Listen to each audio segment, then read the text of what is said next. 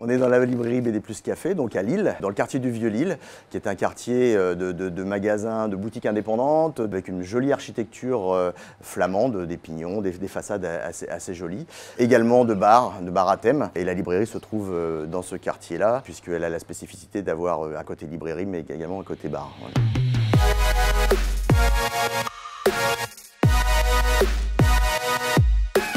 La librairie, donc, elle a été créée en 2003. Quand j'ai eu l'idée de créer une librairie BD, en fait, j'ai voulu absolument faire une librairie différente. Pas simplement un endroit où les gens allaient rentrer, avoir du conseil et repartir, mais également un endroit où les gens allaient se sentir bien. Donc l'idée de rajouter un bar m'est venue comme ça un petit peu spontanément. Et l'idée pour moi, c'était que les gens puissent aussi lire s'ils avaient envie en consommant des bandes dessinées. Ouais. Ce qui a évolué dans la BD depuis 15 ans, c'est le sujet traité. C'est-à-dire qu'on était sur des choses assez classiques dans les années 90 avec du polar, de l'heroic fantasy, de la science-fiction, etc. Puis est arrivé le roman graphique qui a commencé à parler de tout. Alors l'incidence de ça, c'est que ça a ouvert un public beaucoup plus large, notamment féminin, pour passer sur quelque chose qui est plus dans l'air du temps. Voilà. Je prends du plaisir à faire découvrir la bande dessinée à quelqu'un qui ne la connaît pas ou peu, ou qui restait sur des a priori de la BD, c'était l'humour, Astérix, etc., qui sont très très bien, mais il y a autre chose maintenant dans la bande dessinée. Ouais.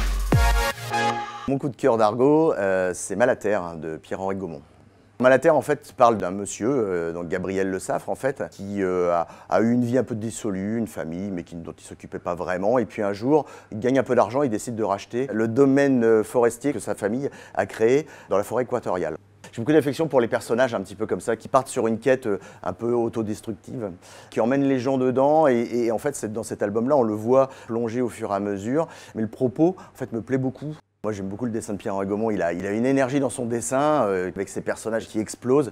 Et puis j'ai adoré, enfin franchement, le coup de cœur que j'ai eu dans cet album-là, c'est son traitement de la cigarette, qui est omniprésente, mais qui fait une flamme. Ça fait une sorte de Méphistophélès. J'ai trouvé ça extraordinaire. Ouais. C'est l'énergie, on est transporté d'un bout à l'autre, on n'a pas envie de s'arrêter, hein, donc, quand on lit une BD comme ça. La case qui m'a marqué dans l'album, c'est la case qui décrit l'arrivée des premiers invités à la réception. L'énergie, la fumée de cigarette, les dessins dans les bulles qui superposent les blablabla. C'est une case qui résume toute la densité de cet album.